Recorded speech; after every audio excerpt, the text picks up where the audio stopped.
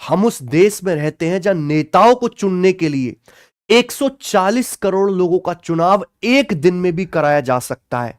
But कुछ हजारों नौकरियों को देने के लिए कुछ लाखों बच्चों का सरकारी नौकरी का एग्जाम पैसे लेके भी, मेरे भाई, जनता से इतना टैक्स लेकर भी कोई भी सिंगल एग्जाम सही से नहीं होता मेरे दोस्त। चाहे वो एसएससी की बात हो, रेलवे की बात हो, और स्टेट एग्जाम का तो उससे भी ज्यादा बुरा हाल है।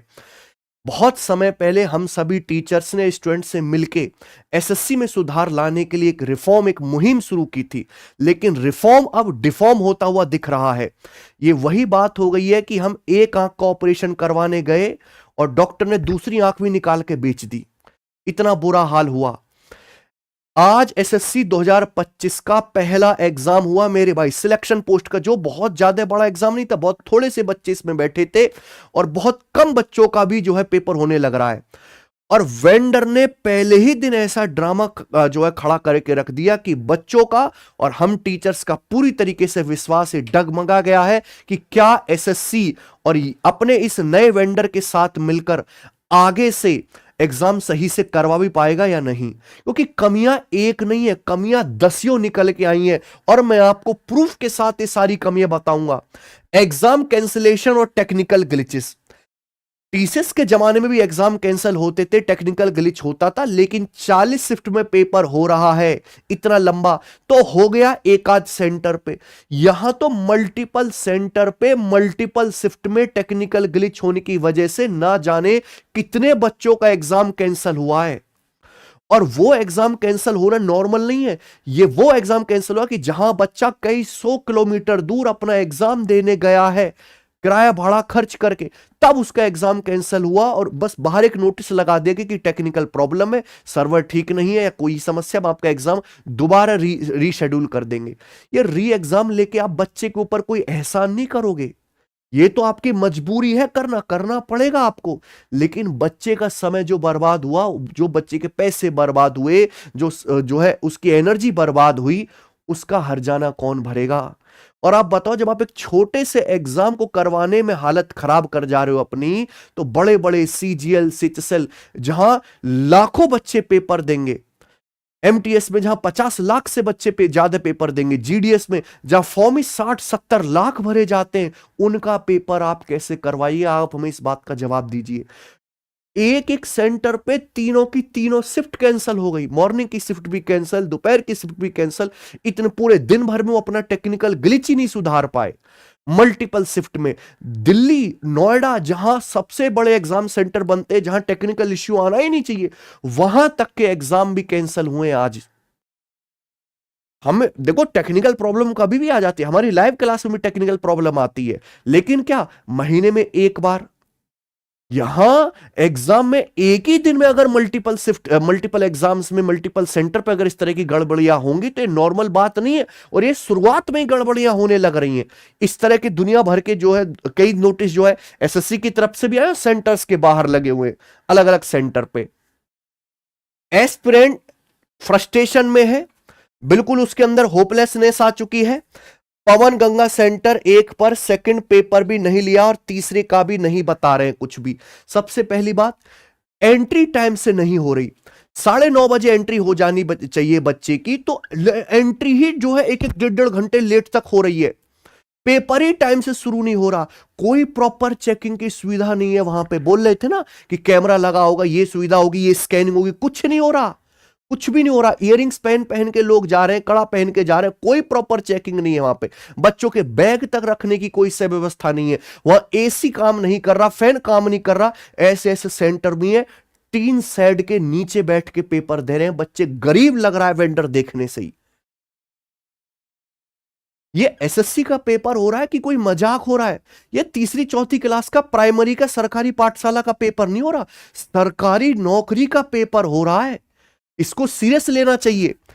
इस तरीके से अगर बच्चे परेशान होंगे तो एसएससी की तरफ से क्या बच्चों का ट्रस्ट खत्म नहीं होगा? एडमिट कार्ड पे गेट क्लोजिंग 9 AM पर थी, पर एंट्री 9:04 AM से शुरू हुई। आप एक बात बताओ, कितने बड़े हिपोक्रेट हो आप खुद कहते हो 9 बजे के बाद हम बच्चे को एंट्री नहीं देंगे। पहले अगर कोई बच्चा 9 बजे से 1 मिनट भी लेट होता था, आप उसको एग्जाम देने नहीं देते थे, सेंटर के अंदर घुसने नहीं देते थे।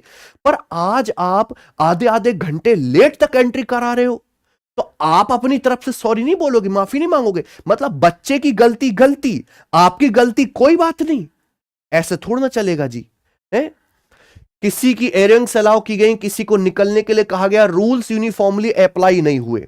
और सबसे बड़ी बात आप बताओ, जब स्टूडेंट तो मोबाइल अंदर लेके जा नहीं सकता, जो वहां पे इन्विजिलेटर है वो तो अपने पास फोन जो है क्लिक नहीं कर सकता कुछ भी। ये फोटो कैसे बाहर आया एग्जाम का, कैसे आ रही है ये अंदर की फोटो? आप बताओ, जहां इतना सिक्योरिटी फुल प्रूफ एग्जाम होना चाहिए, ये अंदर की फोटो बाहर कैसे आई? ये एग्जाम सेंटर की ये फोटो अंदर की बाहर कैसे आई, आप बताइए। Vaishnavi institute of technology science Bhojpur road ये है। One of my friend had selection post dream at this venue. देखो ये इस वेन्यू की फोटो, यानी कि या तो किसी बच्चे ने लिया, बच्चे के पास मोबाइल कैसे आया, या इन्विजिलेटर क्या इतने नॉन सीरियस हैं वहां पे पेपर करवाने वाले, व्यवस्था देखने वाले, कि वो इस तरीके से फोटो सर्कुलेट कर रहे हैं? इसका मतलब वो तो क्वेश्चन भी एक दूसरे को बच्चों को बता देंगे। इसका मतलब वो तो चीटिंग करवाने में भी हेल्प कर सकते हैं अगर ये फोटो बाहर आ रही है। ये तो कतई भी बाहर नहीं आनी चाहिए थी, बताइए। क्वेश्चन भी बाहर आ सकता है अगर इस तरह की फोटो बाहर आ रही है। ये क्या है? ये सिक्योरिटी और मैनेजमेंट का लैकी तो है। एग्जाम सेंटर की हालत बहुत खराब थी, इंफ्रास्ट्रक्चर जो होता है ना वो तो खराब है ही, लेकिन उसके अंदर जो बेसिक सुविधा होती है कि भाई गर्मी का मौसम है, एसी होना चाहिए, फैंस होना चाहिए, कोई प्रॉपर काम नहीं कर रहा। बच्चे गर्मी में पेपर दे रहे हैं, गर्मी में एस्पिरेंट परेशान थे, सिस्टम प्रॉपरली काम नहीं कर रहा। ना जाने कितनी ऐसी शिफ्ट थी जिसमें कंप्यूटर चलते चलते बीच में बंद हो गया, ब्लैक स्क्रीन आ गई, ब्लैकआउट हो गया, माउस ठीक से काम नहीं कर रहा। इससे क्या बच्चे को वो प्रेशर पड़ता है, बीच में कंप्यूटर बंद हो गया, बच्चा बौखला जाता है, परेशान हो जाता है, फिर वो उस तरीके से उस एफिशिएंसी के साथ पेपर नहीं दे पाता जिस तरीके से वो दे सकता था। ब्लैक स्क्रीन आना, थंब इंप्रेशन के साथ इंप्रेशन के टाइम एग्जाम रोकना, ये इतनी गलत प्रैक्टिस हो रही है एग्जाम में, हद से ज्यादा है। स्टाफ को कोई ट्रेनिंग नहीं थी, एग्जाम करवा रहे, चुनाव भी होता है ना तो टीचर्स को बुलाकर महीने भर पहले से सरकार ट्रेन करती है कि भाई इस तरीके से आपको जो वोटिंग करवानी है। आपने अपने इन्विजिलेटर्स की इतने सारे सेंटर बनाए देश में, हजारों, कोई ट्रेनिंग नहीं कराई कि बच्चे आएंगे बेचारे सरकारी नौकरी का पेपर देंगे गरीब दूर से, आपको उनके साथ इस तरीके से कॉपरेट करना है, इस तरीके से उनकी हेल्प करनी है एग्जाम दिलवाने में, उसको बच्चों को कंफर्टेबल फील करवाना है कि अपना जो है फुल मन से पेपर दे पाए। कोई ट्रेनिंग नहीं। मोबाइल था, स्टाफ के पास मोबाइल था, टाइमिंग का कोई फिक्स सिस्टम नहीं था। किसी भी सेंटर पे जहां तक हमारे पास बच्चों को मैसेज आए, टाइम पे एग्जाम शुरू हुआ हो, टाइम पे एग्जाम खत्म हुआ हो, बिना किसी परेशानी के, कोई शायद ही ऐसा सेंटर हो। हर जगह समस्याएं खड़ी रही है बच्चों के साथ, मैसेज आ रहे हैं। मेरा सेंटर जबलपुर में था, जिस इंस्टीट्यूट में था वहां के कंप्यूटर माउस बिल्कुल काम नहीं कर रहे थे। 3-3 बार जब माउस से क्लिक करा तब क्वेश्चन अटेम्प्ट होता था, 2-2 मिनट तक सर्वर चला जाता था। पेपर का रिव्यू है बहुत घटिया किस्म का था, बिल्कुल इजी से भी बिलो था। मैथ का क्वेश्चन रॉन्ग आए थे, एक नहीं दो दो, वो भी टाइम टेकिंग हो जाता। इसके बारे में कुछ करिए सर, थोड़ा सोचना पड़ेगा। बच्चे किससे उम्मीद लगाएंगे? बच्चे तो एसएससी आपका गला पकड़ नहीं सकते, टीचर से उम्मीद लगाएंगे। और टीचर भी बेचारा क्या कर सकता है? हम तो चेयरमैन साहब से भी मिल के आए, उनको भी अपनी समस्याएं बताई, पर जब सोई सुधार ही नहीं करने को तैयार है। मतलब ये वही चीज हो गई है कि कोई आदमी अपनी किडनी जो है ठीक कराने गया, डॉक्टर ने किडनी भी निकाल के बेच दी है। इस तरीके से हाल हो चुका है। हम तो चाह रहे थे कि व्यवस्था सुधरेगी, पर व्यवस्था खराब होती जा रही है। सुनने में आया कि कुछ सेंटर पर धांधली भी हुई है। अगर ये सच है तो तुरंत एक्शन होना चाहिए। कुछ सेंटर पे गड़बड़ियां अभी हम जब फुल प्रूफ हो जाएगा तो हम आपके सामने आएंगे भी, लेकिन जो बच्चों के मैसेजेस आए और जिस तरह की वीडियोस हैं, लग रहा है वाकई में कि कुछ सेंटर्स पे गड़बड़ हुई है, और ऐसा हुआ है पहले दिन से। तो इससे ज्यादा गलत और खराब बात एसएससी के लिए भी, और दुख भरी बात बच्चों के लिए दूसरी नहीं हो सकती। तुरंत एक्शन होना चाहिए मेरे दोस्त इस पर। बस एक बात याद रखो कि ये एसएससी, ये बच्चे कैंडिडेट है, स्टूडेंट है, एक नौकरी की उम्मीद करते, ये साल भर घिसते हैं, इंतजार करते हैं पेपर आने का, और जब मौका आता है पेपर देने का तो हर एक बच्चा डिजर्व करता है फुल चांस लेने का। उस बच्चे को एग्जाम देते समय कोई गड़बड़ उसके साथ नहीं होनी चाहिए। बच्चे मजाक नहीं है, इनकी जिंदगी है। आप तो सेट होकर बैठ चुके हो, नेता मौज ले रहे हैं, ये सब मौज ले रहे हैं, बच्चे घिस रहे हैं। उनकी जिंदगी किस दिशा में जा रही? कहीं भी नहीं जा रही। बच्चे का साल भर पढ़ाई करने का फायदा क्या, अगर वो अपनी पढ़ाई के मतलब मेहनत को दिखा ही नहीं पा रहा पेपर में सही तरीके से। बहुत दुख की बात है।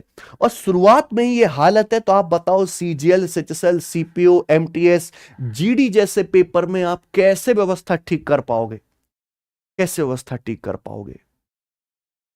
आसान पेपर और नॉर्मलाइजेशन एक डेडली कॉम्बिनेशन बन के आएगा। आने वाले समय में या तो एग्जाम के लेवल को सुधारिए और एग्जाम सेंटर्स को एक बार रिव्यू करिए, इन्विजिलेटर की सही तरीके से ट्रेनिंग करवाइए, वरना हमें मजबूर होना पड़ेगा और हम करेंगे ही। हम ट्विटर पे कैंपेन करेंगे, बच्चों सब लोग मिलकर एक डेट डिसाइड कर लेंगे, हैशटैग डिसाइड कर लेंगे और हम सुधारवाना चाहते हैं। हम चीजों को सही करना चाहते हैं, खराब नहीं करना चाहते। हम यहां खड़े होकर बच्चों का भविष्य बनाने के लिए पढ़ा रहे हैं।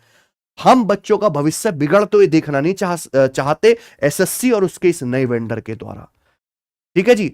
आपने आज एग्जाम दिया या आप आगे एग्जाम दोगे, अगर आपने कोई दिक्कत फेस करी है एग्जाम सेंटर पे, आपकी क्या क्या परेशानी हुई है, इस वीडियो का कमेंट सेक्शन आपके लिए खुला है, बताइए और मैं सबको पढ़ूंगा सारे कमेंट्स को, और जितनी भी दिक्कतें होंगी हम उसको एसएससी तक पहुंचाने की पूरी कोशिश करेंगे और उसमें सुधार लाने की भी कोशिश करेंगे। बहुत बहुत धन्यवाद। बाय।